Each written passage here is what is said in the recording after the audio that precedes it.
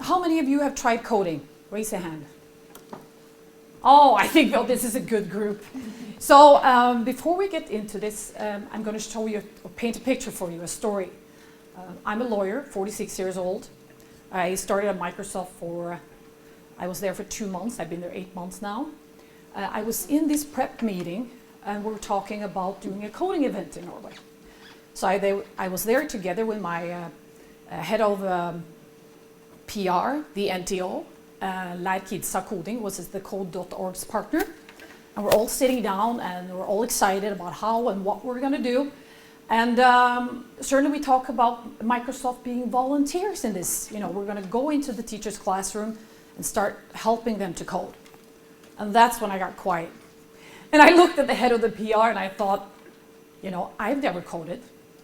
Lawyers are probably the worst technology as any other profession in this field. But I also looked at the head of PR and she was at board as well. And to nail the coffin, the NTO just looked at us and said, hey, you guys, if you're going to coordinate this, you got to know how to code. So I thought, okay, he's right. I went home. I got an 8-year-old and a 12-year-old. They were my guinea pigs. We lined them up in the kitchen. We started coding. And it was really exciting. We loved it. I loved it. The teacher loved it. And I will show you something, how fascinating it is and how important it is and how much it matters to get it into the classrooms. And you have a powerful skill in this field, and we need you to scale it. And we need to scale it to be able to get all the young people into the 21st century's skills, to prepare them. I will show you some background. I have a 60-second now on my roadmap to take you through. There's a background, what we do in Europe, what we do in the Nordic and Baltic countries that we call the North Star, the so-called Silicon Valley of Europe. I'm going to talk a little bit about why we're doing it, what is coding, and how I need your help to scale it. Okay? So let's go, if you can help me forward. Or I can do it myself, sorry. So why is this so important for Microsoft? Well, this is our CEO, Satya. We have this vision of empowering not only organizations, but also empowering the young people with digital skills. And how do we do this, and why do we do this? Well, we're very passionate about technology, and I guess you are too, we're working in this field. But we're as passionate about them learning these skills on how to prepare. And if we look into how we look in the economy in the whole of Europe, it's essential. I will show you some facts of how essential this skill is and how important it is to make not only the school conscious about this, but we have this huge problem of getting government elites excited about this. But some countries have gone further as a good, really great example on this. So we are going to shape the digital skills for the students for the 21st century. We want to help them to get ready. And we're going to, by this, our commitment is to try to build and prepare them for what actually their working job will be. To close the gap between what they're learning in school and what actually the employers are expecting them to have as skills. And we got to remember, most of us come from the IT industry, but 2/3 of the ICT skills are required in non-IT industries. And this is also something to look into. So let's take a look on what we do in Europe. This is just showing you some numbers on what we invest. We invested, like you say, $20 billion in European innovation. And I will tell you more about that. We bought Nokia, Skype, and why we did this. We also think about, well, in this we have 25,000 local employees. We have all 180,000 partners, and this is important to know. When we have this huge vision, our scaling potential lies in the partnership that we have with a lot of people. So they all also have a huge impact on this issue. So what are the four things that we see on how to raise the European economy? For the first thing is to tackle the unemployment situation, especially amongst young people. Of course, it is to fuel the innovation, and it's also to improve the transparency, the productivity, and the efficiency of government, and also the business society. And it's also to build up on the country's social responsibilities, the citizenship, so we have outcomes like good education, good health, and the basic need of a society. So what did we do in the Baltic region and in the Nordic countries? Well, as you see, the World Economic Forum is not only us that looks into this. We just got new numbers for 2015 that were released. It shows the same effect, at least for the Nordic countries. The reason why we did this, well, we started by establishing offices in Sweden. By that time, we only had 6,000 employees 1,000 employees in Microsoft, so it's very early actually to invest in the Nordic countries. And it's a funny picture. You know, we have high records of taxes, we have long holidays, and we also have a state-guaranteed perks. So why do we invest in these countries? Well, the reason for that is not only that they have, you know, engineering capacity, but they have something called people and technology. How many people actually took use of technology? That combined with engineering skills makes it a fantastic powerhouse to invest in. So we think of it as like an ICT cluster of talent and innovation. We have, like I said, the raw engineering skills is not enough. You need also a government that actually supports innovation, that think this is important. And all in all, in this, we have 6,000, like we have 17 offices in 7 different countries. And again, 13,000 local partners. And now, just in Norway alone, we have 2,000 partners that we work with. And it's scaling also because of the clouds, our focuses on the cloud. That as a background picture. Now let's go into and see. We attribute to this. Why did we do this? Well, 4 things actually that were important for us. It was well-educated people in this area. It was innovative and a productive workforce. We had a high-tech savvy population. And we had, like I mentioned, the open economy, and we had also the predictable political climate and strong support of innovation. So these combined actually led that we were able to think of this as a potential, something like a lighthouse that could show the rest of the Europe and the rest of the world how they can do it. And so the local strength together with the great talent that was in there made that we did substantial acquisitions for Microsoft, and I will tell you some about them. You see them here. We started out with Navison in Denmark. That started in 2002. That became, you know, a core part of Microsoft Dynamics. We went then to Norway, fast. If you've been in Norway, that's still there. And that had to do help us with the search capabilities that we have. And then we had the acquisition of Skype, both in the hubs of Estonia, Stockholm and Tallinn.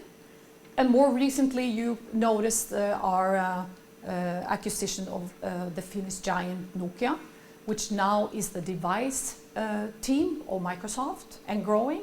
And they have to learn fast. They were only into tablets and phones. Now they got to look at the whole productivity, the whole idea of Satya, of transforming and empowering people through products, services, and the system that you need. And then the last thing that you probably noticed is Mojang. The most important thing about that, and I'm sure the girl that is present here, she has played Minecraft. And my girls are crazy about Minecraft. So the buy-up of Minecraft is the last part of the Microsoft family in the Nordic countries. So with this in mind, how do we continue having success in this ICT powerhouse? Well, it depends on collaboration with the private sector. Of course, we think that way. And it depends that we actually support the government on their innovative and, their supporting of the skills. And I will get into that. Some are ahead and some have a ways to go in that field. Well, so we feel when we are in these countries, it's not only our task when we're such a big company to support and think, of course, ICT skills will also give good employees and what we need, because it's the people that are the resources also in Microsoft. But if you look in the long run, you need to establish markets. And the markets is in collaboration with the government. Right now, you can read the papers. We're in Stavanger, oil prices are dropping, people are getting unemployed. How in a so costly country like Norway, how do you actually establish, the way of living, the life of living? How do we do that going forward? Well, we can't run any faster. So the only thing that we do, and the Productivity Commission actually showed, is how we go forward is the use of international technology. And you notice that because a lot of criticism got in, why do we talk about international technology? Because the technology makes the world smaller. And all the technology, some of it is innovated in Norway. A lot of it is also innovated in the rest of the world. It all has to come together. So, how do we do this in a practical life? How do we support this?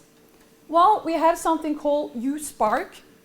And we have a certain also strategy, which I will not get into. It's speech in itself.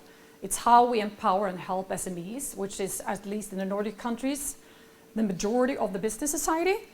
But when it comes to the youth, we see the future. There is no future unless we skill them and give them what they need to drive the business going forward. And we are optimistic. We see that the young people, they want to engage and they want to contribute to the growth. So how do we help them? What do we give them, as skills? And closing down that gap that I mentioned of what you learn in school and actually what you need as skills demanded by your employer. So the European Commission has some interesting look upon this. Look at these numbers. There's 500,000 lack of ICT professionals just in Europe. If you look at this, 90% of, so this is just, the gap is just increasing unless we start working in this area. And we're not talking about people using technology. We are talking about people understanding technology skill, creating new technology. That's what programming is all about. It's understanding what the computer does when you give the commands. You guys know this a lot better than I do. What we see and worries us is actually the youngsters in Europe. One out of 5 can't find a job in Europe. 13% of the young Europeans are not employed, not skilled, and not trained. In 2003, they estimated the cost of young unemployment to 153 billion euros. And that's 2 years ago. So the last 2 years, what we have tried to do is try to create 45 million opportunities for young people across Europe. And the young people, they are the ones who's going to drive us forward, make Europe and the Nordic countries with success and the labor that we need. Are we failing them? Are we actually failing to equip them with those skills? How does the education system look upon this? So, like I said, you need to learn this in school. Adequate skills that the employers need, you really have to learn in school. In Norway, we don't have ICT as a basic skill in school. It's looked upon as a tool for learning math, Norwegian, languages, and writing. If you go to Finland, Estonia, and the UK, they have decided this is a basic skill. In grade school, they learn how to program and code. So, from my point of view, I don't think they're getting it in Norway.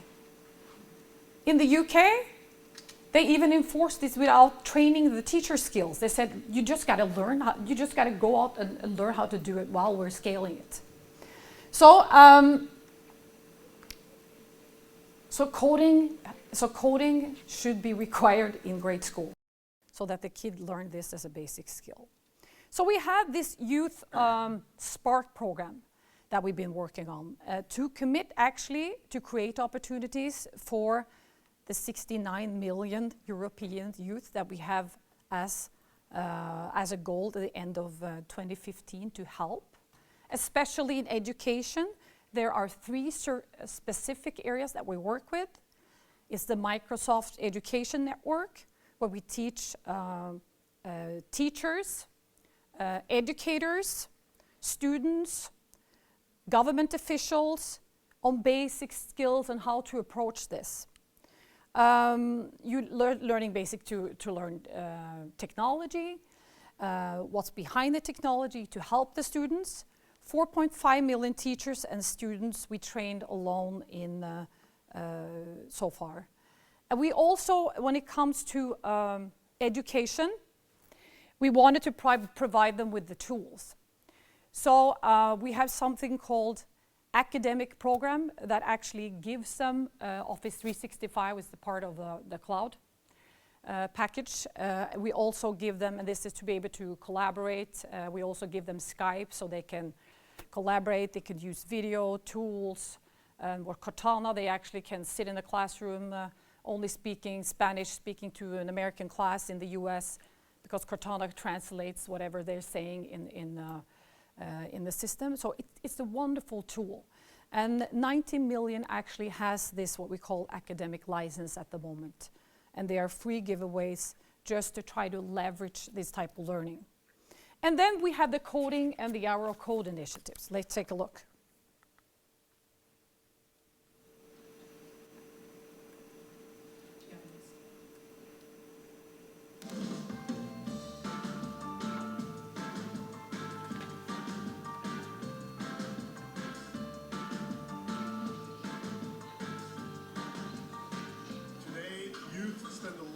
Consuming on smartphones and tablets. I'm not sure all of them know what's going on in the background. This is an hour where we can actually show them and inspire them.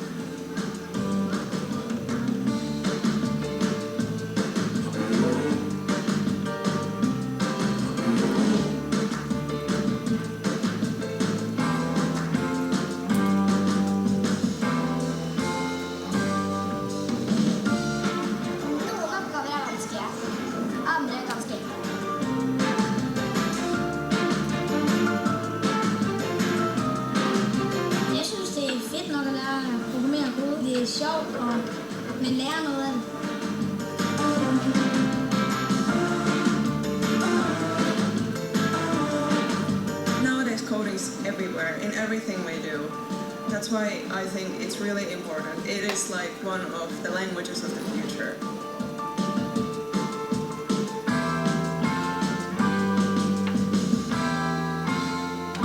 The whole world is digital now, everything we do. If you go by metro, you use a card, and that's something that someone has programmed.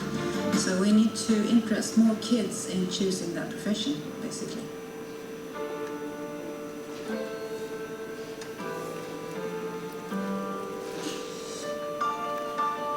Det är 4 koder. Jag blir en bäst i koder. Coding is just one language. You need to learn all the basic languages to manage in the world. We all know that we're moving to a more technical world, so to understand how these things actually work and to also possibly get a job out of it.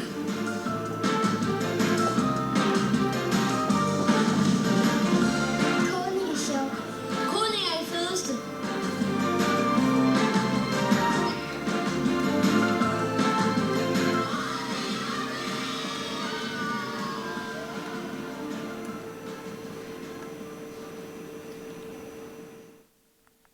So now let's take a look at what we did. This was, do you know code.org? Do you know this organization? Yeah, she knows. That's good. You should pay attention to her. It's an international organization that has this hour of code. It's during Science Week, 8th to the 12th of December. It was in 2014. And Microsoft, together with Apple and Google, of course, joined up. Politicians were engaged. Obama was even talking about coding. And we had this event. And we did it locally in Norway, actually through our partner, Lær Kidsa Coding, which is a local partner of Code.org. We reached just in Norway 25,000 students registered during that week. What we did specifically Microsoft, we said, we have 3 days where we actually can volunteer. Sometimes we do it with the Red Cross, helping new immigrants to basic skills, how to write a CV if you apply for a job, for example. This time we said, let's use those 3 days, any one of you, to go out and code during that week. So we reached 600 people. We were 25 people out coding. A lot of people like me that didn't have your skills. And it was really fun. The teacher loved it because they were nervous when I called them and I said, and this is simple. Lær Kidsa Coding actually has in Norway, and it's translated into all kinds of languages that you can find. And it has gaming programs, setup programs that you can use. So Lær Kidsa Coding in Norway just translated it. I could go in, I could find letters that I could send to the principal or the teacher. It will show me a PowerPoint presentation that I could give about this initiative. And it told them, more importantly, it gave them an ABC on what program you could do, depending if you were a 3rd grader, 4th grader, etc. So I called the teacher to my 8-year-old and I said, are you in? And these were 3rd graders, so some of them had problems opening a browser, but as long as they were in the browser, they were okay.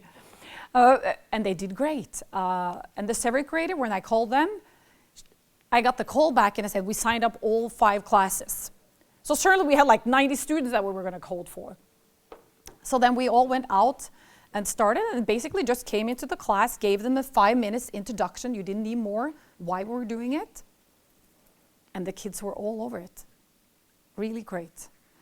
How to scale this is important. Because right now it's run by non-profit volunteers. And that's not sustainable scaling. It's very important. It's like a Ruth organization building it, but it needs to be sustainable. So in Norwegian schools right now, we have coding initiatives during nighttime also with Lær Kidsa Coding. But still, we have not been able to engage on a political level to get this as a part of the curriculum, which is the important part.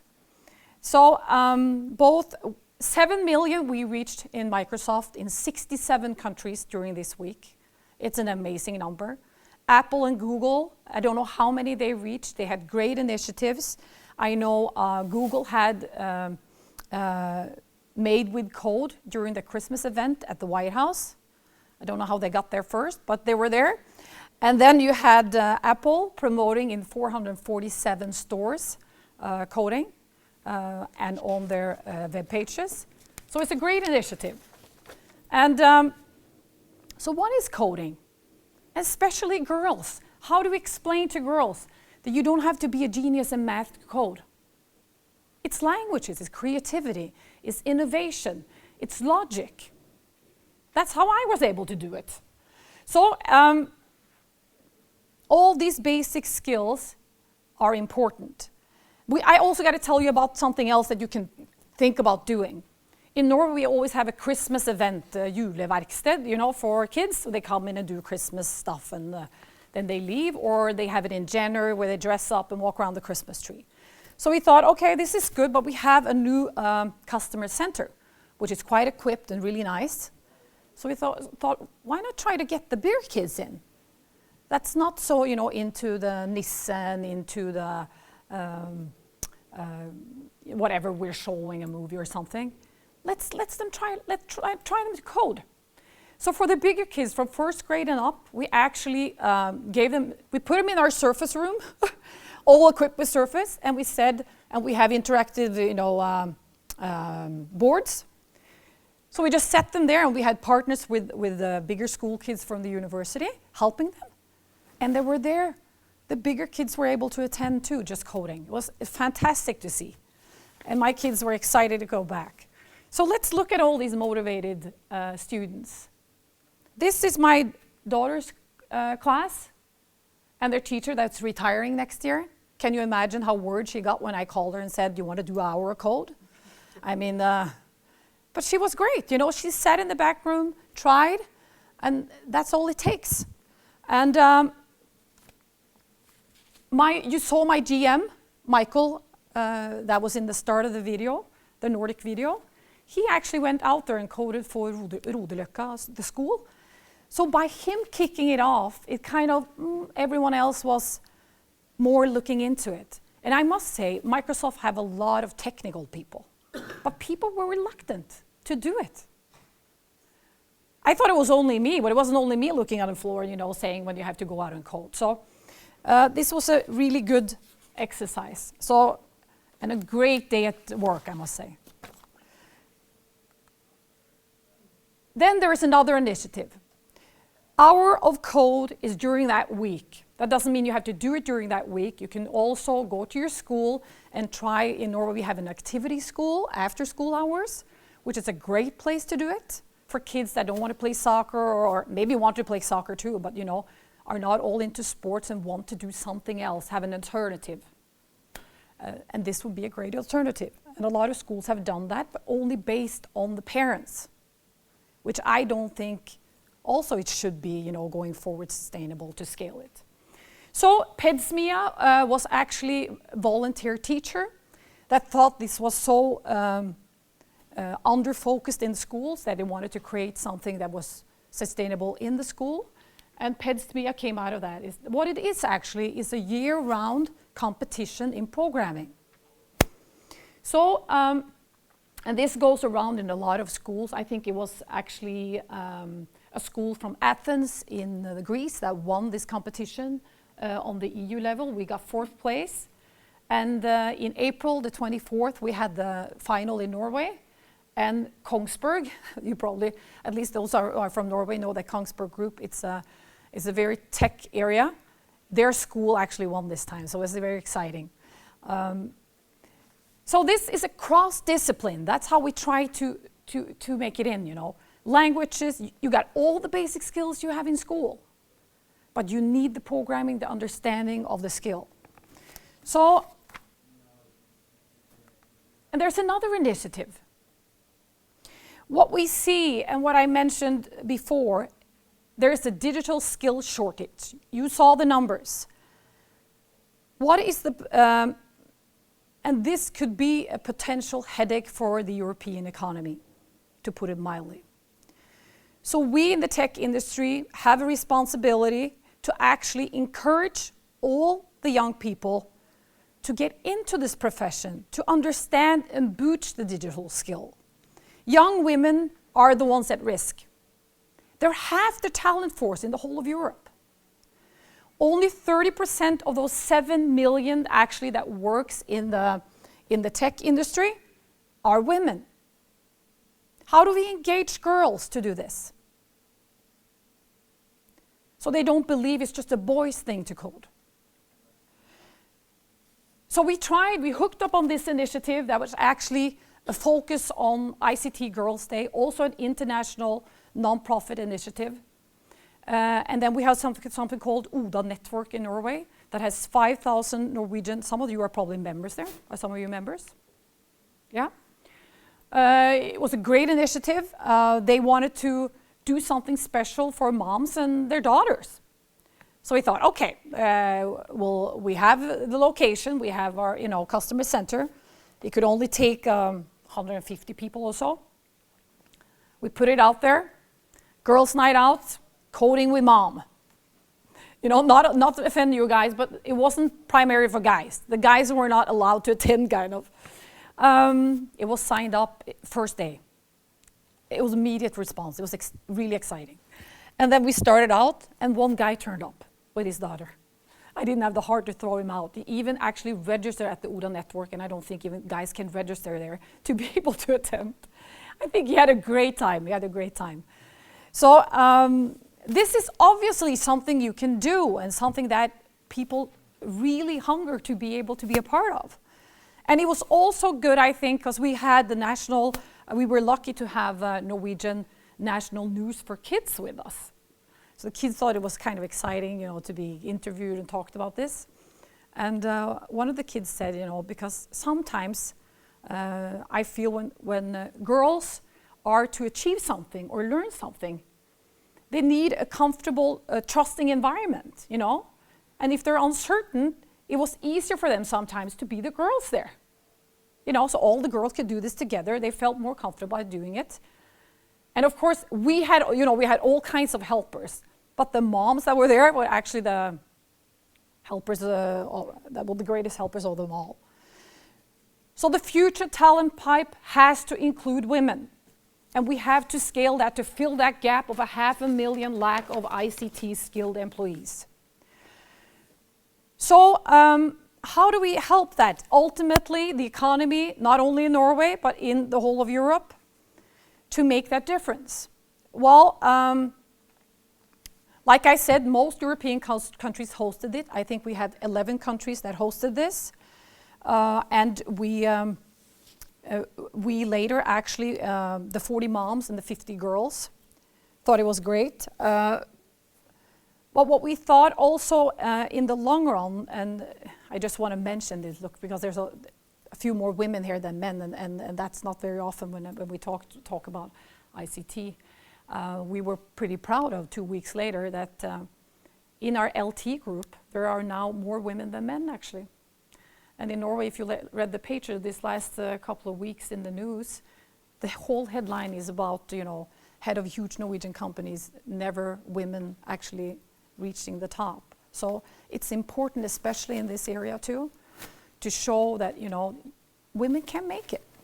Because maybe that's why the girls aren't so excited about getting into the profession. So we need to focus on that. Not about girls, we need everyone, as you said, but I just wanted to focus especially on women and girls because of the lack of them. What can you do? Because I'm here to kind of enroll you in this, okay? What can you do? How can you get started? Well, the first thing you actually can do, because you have that special technical skill. You have the empowerment, you have that. How do you empower the rest? Well, I only went in here and started to learn what coding was, what the program was. The whole program is there. Test it with your kids, your friends. See what you can do. And then locally find someone you can do it with. Start with your school, with your friend's daughter's teacher. How do you engage? How do you make a difference today?